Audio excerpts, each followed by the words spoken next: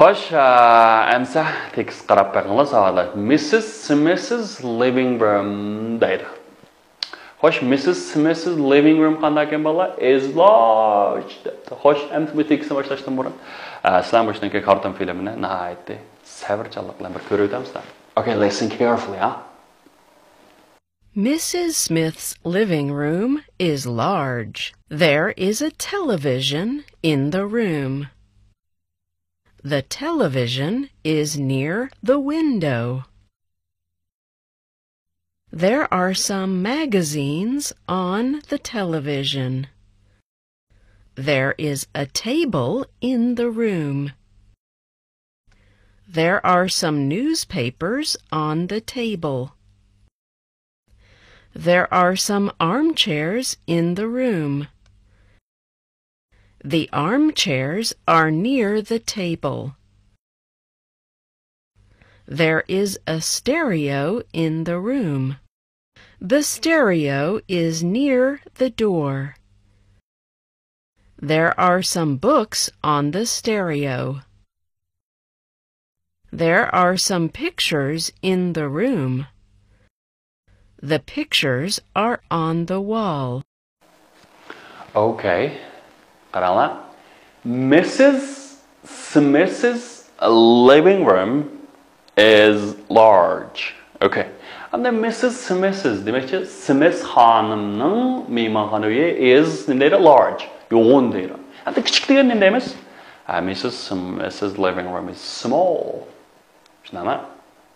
Okay. And then there is a television in the room. And the miyada har qanday narsa birinchi qatam tilga olganda nima ishlatamiz shunami? There is bar a television, bir televizor. Demakki bir televizor bor nada in the room. Uyning ichida. Okay. Demakki yeliq qo'y. Endi yeliq uy deb ko'rsatgan na desanglar, naqshusimiz xonimniki mehmonxonani ko'rsatdi.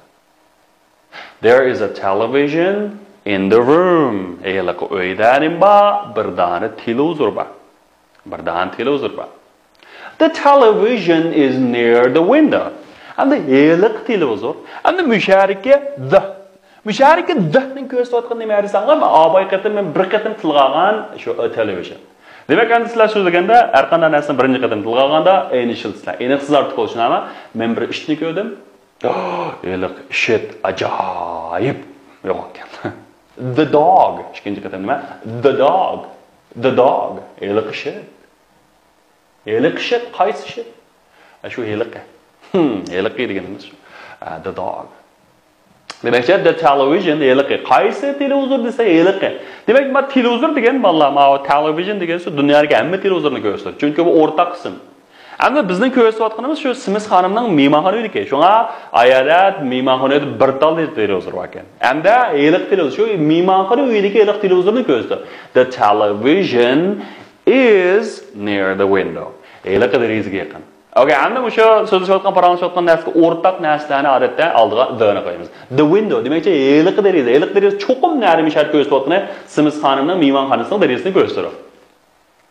Tushunarlimi? Bu televizor naga yaqin? Derazaga yaqin. Qaysi deraza? Smith xonimning mehmonxona uyining derazasiga yaqin deydi. Okay. And there are some magazines on the television.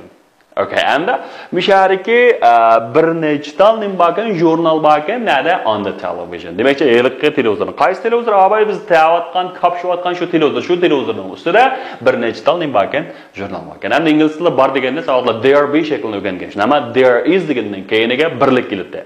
Masalan, there is a book on the television. Televizorning ustida bir tal kitob bor. Demak, bir taldan taq narsalarga nima? There is. And the ko'plik bo'lishi, masalan, some magazines, bir qancha tal nima jurnal. Buni nima? There are. There is a table in the room. And uyda yana nima? Bir tal ustal bor ekan. There is a table. There are some newspapers on the table. Yeliq ustalning qaysi ustal? Shu uydagi yeliq ustalning ustida bir nechta tal nima bor ekan? Gazet bor ekan. There are some newspapers on the table. And there are some armchairs in the room. And öyle yana bir neçe tal nima bor ekan? Yo'lanchiqlik o'rindiq bor ekan. And the yeliqi yo'lanchiqlik o'rindiqlar, the armchairs shu o'ydagi are near the table. And the naga yaqin ekan bolalar? Ustalga yaqin ekan. Are near the table. And there is a stereo in the room. And the uyda nima bor ekan? Bir ovozli yangrotqi bor ekan. And the yeliq yangrotqi, the stereo is near the door. And the yeliq yangrotqi bo'lsa naga yaqin ekan? Ishga yaqin ekan. There are some books on the stereo. And shu stereoning ustida bir nechta kitob bor ekan. Demak ham demisha there are again ko'plik kelgan, there are some books, there are some blah blah blah blah. And there are some pictures in the room. And the uyda yana bir nechta nima bor ekan? Rasmlar bor ekan. The pictures are on the wall. And the bu rasmlar nima ekan? Tomning ustida ekan. The pictures are on the wall. Okay. Answer these questions and the bu savollarga bir javob berib beringlar. So where is the TV set? So where is the TV? And TV set degan shu televizor degan. Where is the TV set? Okay. The television is near the window. Derizga yaqin. Yaxshi. Ikkinchi savolcha, what is on the table? And ustalning ustida nima bor savolashlar? What is on the table? Hey, what is on the table? Okay, and there are some magazines on the table. Yeah, there are magazines. Good. So where are the books? Kitoblar chu. Sizlar kitoblarni sog'lashlar? Okay, the books are on the stereo, right? Yangroqning ustida. Okay, our next one is translations. And the tarjima qilgan bir necha so'zlar sog'lashlar. And the uyning yenida uyga yaqin yerda bir mashina bor. And the machine there is a car. Okay, there is a car near the house. Okay, and the stakanda azraq suba.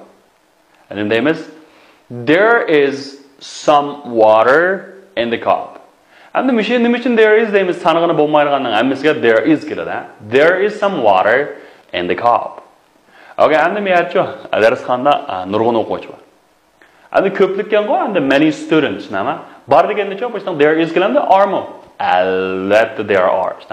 There are many students in the classroom. And the macho daraxtning ustida nurg'un olma bor. Bu nima? There are many apples on the tree. Okay. And then nima desanglar?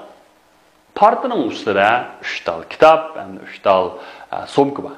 And the name is there are 3 books and a handbag, like a school bag, on the desk. And the mention partner ustida 3 tal kitob and bir nima sumka bor.